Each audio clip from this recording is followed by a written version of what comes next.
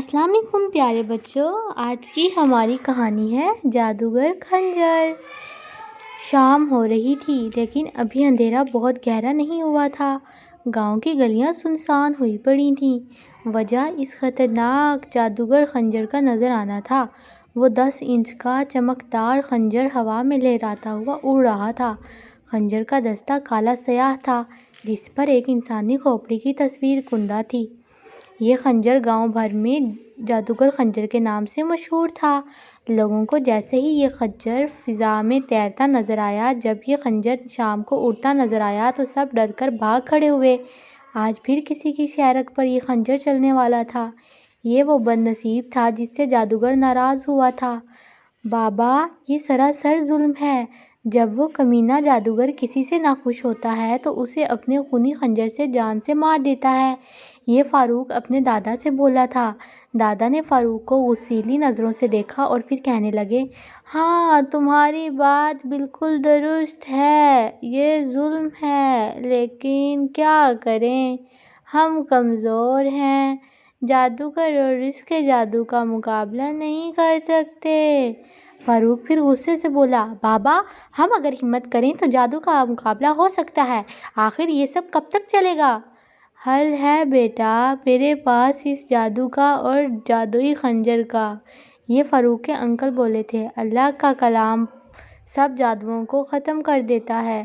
تم سب گاؤں والے صرف ڈر کی وجہ سے اس جادوگر کا مقابلہ نہیں کر سکے، ورنہ تو ایک سچا مسلمان بھی بہت تھا اس مکروہ انسان کے لیے، انشاءاللہ۔ فاروق کے انکل کافی عرصہ سے شہر میں رہتے تھے۔ فاروق کا گاؤں ان کا بھی آبائی گاؤں تھا، لیکن تعلیم و ہنر اور دینی علوم کی دلچسپی کے ہاتھوں وہ گاؤں سے کافی عرصے سے دور تھے۔ اس دوری نے انہیں ایک بہت بڑا عامل بنا دیا تھا، لیکن ایسا عامل جو کہ دکھ انسانوں کے لیے ان کے زخموں کا مرہم تھا۔ اب وہ کافی عرصہ بعد گاؤں آئے تھے جب یہ اڑتا خنجر انہوں نے بھی دیکھ لیا تھا، اور وہ یہ سب دیکھ کر بہت حیرت زدہ تھے، اور انہیں غصہ بھی بہت آیا کہ بدبخت مکروہ انسان نے سب گاؤں والوں کو یرغمال بنا رکھا تھا۔ فاروق کے انکل فاروق سے بولے، آؤ میرے ساتھ، آج یہ خنجر واپس نہیں جائے گا۔ فاروق کے انکل نے فاروق کا ہاتھ پکڑا اور گھر کے دروازے کی طرف چل پڑے۔ وہ بہت غصے میں دکھائی دے رہے تھے۔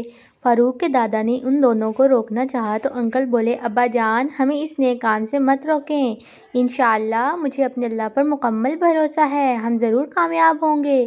یہ منحوس جادوگر اللہ اور اللہ کے کلام کے سامنے کیا چیز ہے؟ یہ کہہ کر فاروق کے انکل باہر گلی میں نکل آئے اور انہوں نے زیر لب کچھ پڑھ کر اپنے اور فاروق پر دم کر دیا، اور پھر انہوں نے دعا کی، یا اللہ، مجھے ایک شیطان کے خاتمے کی توفیق اور طاقت دے۔ فاروق نے کہا، آمین۔ فاروق کے انکل کا رخ گاؤں کے باہر کی طرف تھا۔ وہ چلتے جاتے اور کچھ پڑھتے جاتے، اور پھر رک کر نیچے زمین پر کچھ عجیب و غریب سی لکیریں بھی ڈالتے جاتے۔ اندھیرا گہرا ہو گیا تھا لیکن چاند بھی نکل آیا تھا جس کی اجلی اجلی روشنی ہر طرف پھیل گئی تھی۔ اچانک فاروق نے اپنے جسم میں جھٹکے محسوس کیے۔ اس کے انکل نے اسے آیت الکرسی کا ورد کرنے کا کہا۔ فاروق نے جیسے ہی ورد شروع کیا، جھٹکے تھم گئے۔ فاروق نے اپنے انکل کی آواز سنی، اس کی آواز میں بہت روب و گرج تھی۔ فاروق نے اپنے سامنے خنجر اترتے دیکھا۔ جیسے ہی خنجر نیچے اترا، فاروق انکل نے اسے دبوچ لیا۔ جیب سے ایک ڈوری نکال کر وہ ڈوری خنجر کے گرد لپیٹ دی۔ فاروق کے انکل یہ سب کرنے کے بعد بولے، اب یہ بالکل بے ضرر ہو گیا ہے، یہ جس کی جان لینے گیا تھا اس کی جان بھی خدا کے فضل سے بچ گئی ہے، لیکن اب چوکس رہو، جادوگر ہم پر حملہ آور ہوگا، آیت الکرسی کا ورد جاری رکھو، چلو اب گھر چلتے ہیں۔ ان دونوں نے گھر کی طرف چلنا شروع کر دیا کہ اچانک فضا میں سرخ رنگ کی روشنی پھیل گئی۔ ان دونوں کو خوفناک شکلوں کے آدمیوں نے گھیر لیا۔ فاروق یہ دیکھ کر بہت ڈر گیا، لیکن پھر اس نے اپنے دل کو مضبوط کر لیا کہ اللہ کی طاقت ساتھ ہے۔ فاروق کے انکل نے اپنے ہاتھ کو فضا میں لہرایا اور پھر ہاتھ ان خوفناک آدمیوں کی طرف لہرایا۔ فاروق کے انکل کے ہاتھ کی انگلیوں سے سبز روشنی نکل کر ان خوفناک شکلوں کے آدمیوں پر پڑی۔ روشنی کے پڑتے ہی وہ سب دھواں بن کر فضا میں ریزہ ریزہ ہو کر بکھر گئے۔ خوفناک شکلوں والے آدمی غائب ہونے کے بعد یکایک فضا میں چنگاریاں اڑنے لگیں، پھر ارد گرد بہت ناگوار بو پھیل گئی۔ فاروق کے انکل نے کہا، فاروق خبردار ہو جاؤ اور یہ تسبیح ہاتھ میں پکڑ لو، جادوگر خود ہم پر حملہ آور ہونے آ رہا ہے۔ بات ابھی ختم ہی ہوئی تھی کہ ایک کریہ اور مکروہ آواز گونجی۔ کون ہے وہ گستاخ جس نے میرے راستے میں آنے کی کوشش کی ہے؟ میں اسے جلا کر بھسم کر دوں گا۔ فاروق کے انکل جواباً گرج کر بولے، میں ایک عاجز اللہ کا بندہ تمہارے راستے میں آ گیا ہوں۔ اللہ کے پاک کلام کی طاقت میرے ساتھ ہے، کر لو جو میرا کر سکتے ہو، میں تمہیں لگام ڈالوں گا۔ جادوگر نے بہت غصے سے سر جھٹکا اور اپنے دونوں ہاتھ فضا میں بلند کیے اور اوپر اٹھنے لگا۔ کچھ اوپر پہنچ کر اس نے اپنے ہاتھ فاروق اور اس کے انکل کی طرف لہرائے۔ ہزاروں لاکھوں چھوٹے چھوٹے نوکیلے کیل سرخ آگ میں تپے ہوئے تیزی سے فاروق اور اس کے انکل کی طرف لپکے، لیکن وہ راستے میں ہی بجھی ہوئی راکھ بن کر گر گئی، کیونکہ فاروق کے انکل نے ہوا میں ضرب کا نشان بنا کر نوکیلے کیلوں کی طرف پھونک ماری تھی۔ جادوگر نے ان پر دوسرا خطرناک وار خوفناک بھیڑیے بھیج کر کیا، لیکن بھیڑیے بھی فاروق کے انکل نے ختم کر دیے۔ جادوگر کے چہرے پر اپنی ناکامی سے ہوائیں اڑنے لگیں۔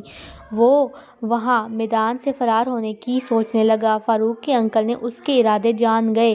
انہوں نے وہاں کھڑے کھڑے اپنا ایک ہاتھ لمبا کیا اور جادوگر کو گلے سے پکڑ لیا۔ جادوگر فاروق کے انکل سے کافی دور کھڑا تھا، لیکن خدا کی قدرت کا ان کا ہاتھ لمبا ہوتے ہوتے جادوگر کی گردن تک پہنچ گیا۔ جادوگر کو گلے سے پکڑ کر اب فاروق کے انکل نے وہی جادوگر کا خنجر جیب سے نکالا اور جادوگر کی شارک کی طرف بڑھا دیا۔ جادوگر بری طرح سے فاروق کے انکل کی گرفت میں مچلنے لگا اور فاروق کے انکل کو اپنی جان کی دہائی دینے لگا۔ وہ کہہ رہا تھا، میری جان بخش دو، میری آئندہ جادو سے توبہ، میں یہ علاقہ بھی چھوڑ جاؤں گا۔